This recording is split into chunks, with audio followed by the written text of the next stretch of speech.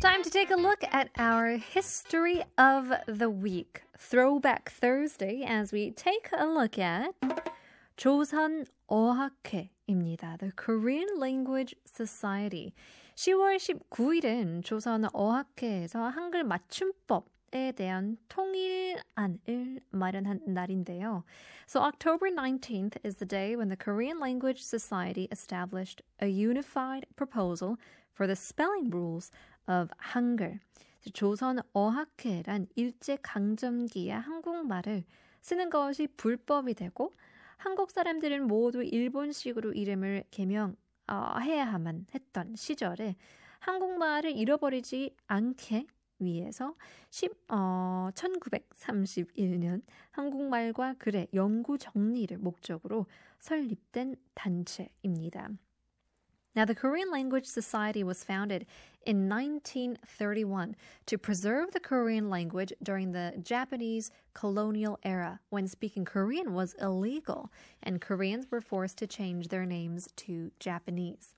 그래서 저희 국어를 배울 때 국어는 한국어라고 이야기하죠. So when we learn the national language in Korea, we talk about Korean itself. Now, 그 나라의 언어가 무엇이냐에 따라서 국어가 달라지는 건 당연한 일일 거예요. 미국에서는 영어가 국어이고 중국에서는 중국어가 국어이겠죠. 하지만 한국어, 그러니까 조선어를 쓰는 것이 너무 당연했던 조선에서는 일본이 조선을 점령한 이후 일본어가 국어가 되었죠. Now, it's natural for the national language to differ from country to country, right? In English, or in USA, we speak English, and Chinese, or in China, we speak Chinese, and so on. So for Joseon, the country used the Korean language, but had to use the Japanese language as the national language after Japan took over. 자, 한국어는 그저 지방에서 쓰이는 조선어로 취급받기 시작을 했어요. 심지어 학교 수업에서 한국어를 배울 때도 아직 일본어가 익숙하지 않은 학생들을 위해서 한국어를 통해서 일본어를 배우는 목적으로 사용할 뿐이었죠. 그러니까 당연히 한국어의 철자나 문법 같은 게 맞을 리도 없었고요. 이를 두고 볼 수 없었던 주시경 선생님은 조선 어학회를 설립해서 한국말의 맞춤법을 통일하는 사업을 이제 추진합니다. Now, after Japan colonized Korea, Japanese became the national language. Korean started to be treated as the Joseon language, a regional dialect, and was only used to teach Japanese to students who were not yet familiar with it. So, unable to withstand this, teacher Chu Shi-kyung established the Korean Language Society and worked to unify the spelling rules of the Korean language. 그렇게 조선 어학회의 주요 인물들이 3년에 걸쳐 433시간, 125차례의 회에서 의견을 조율해 완성한 한글 맞춤법 통일안을 이제 1933년 10월 19일 조선 어학회 총회에서 이를 시행하기로 배포되었습니다.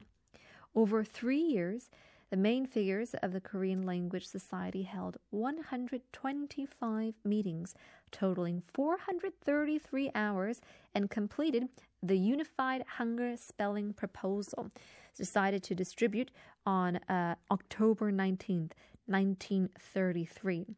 Now, the content included rules such as standard words that are generally the sole dialect used in ordinary society today, words and how that they should be spaced, and standard words and how they should be written according to sound, but following grammar rules as well.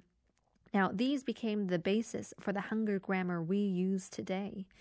그 내용에는 표준말은 대체로 현재 보통 사회에서 쓰는 서울말로 하며 단어 사이에는 띄었으며 이제 표준말을 소리대로 적되 문법에 맞도록 한다 등의 내용이 담겨 오늘날 우리가 쓰는 한글 문법의 기초가 되기도 했습니다.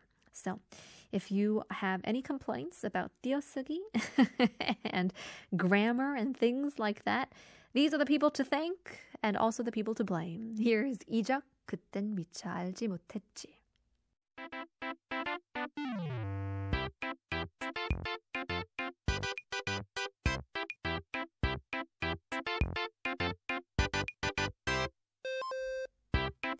Here we are for our history of the week as we take a look at the Korean Language Society. 이제 역시 일본은 이를 가만히 두고 보지 않았죠. 일본은 한글 자체가 없어지기를 바랬고 시간이 지날수록 학교와 공식 모임에서 한글 사용을 금지했습니다.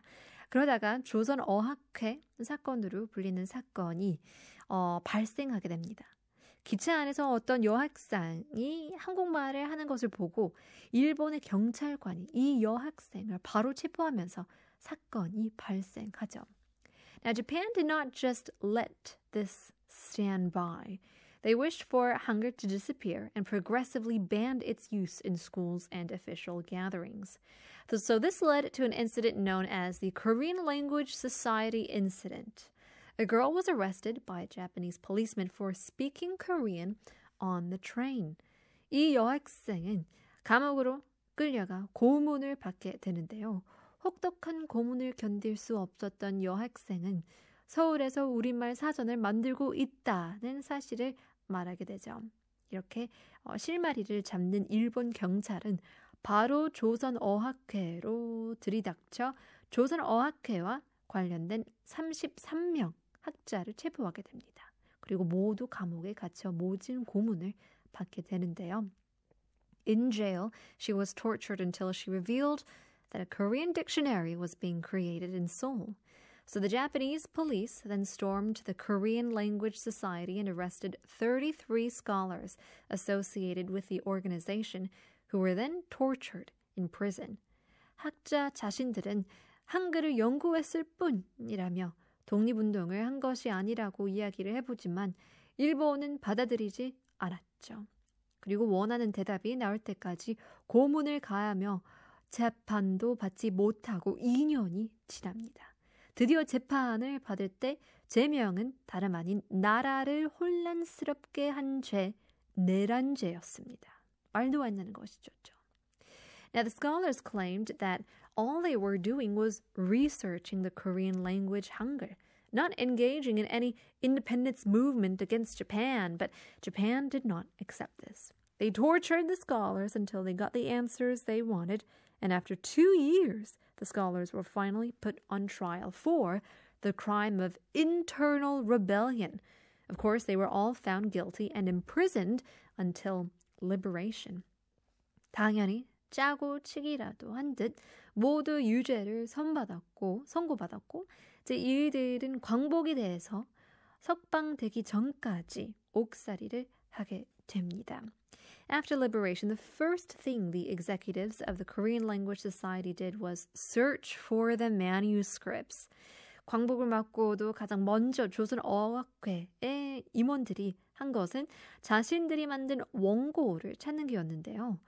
우여곡절 끝에 원고를 찾은 조선어 학회인들은 이 원고를 보강하여 한국어 모음 사전을 만들었는데 이게 바로 1947년 한글날 출판되고 영화 말모이로도 유명한 조선말 큰 사전입니다.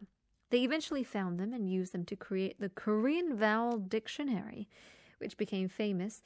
1947, the Korean dictionary published on Hangul Day.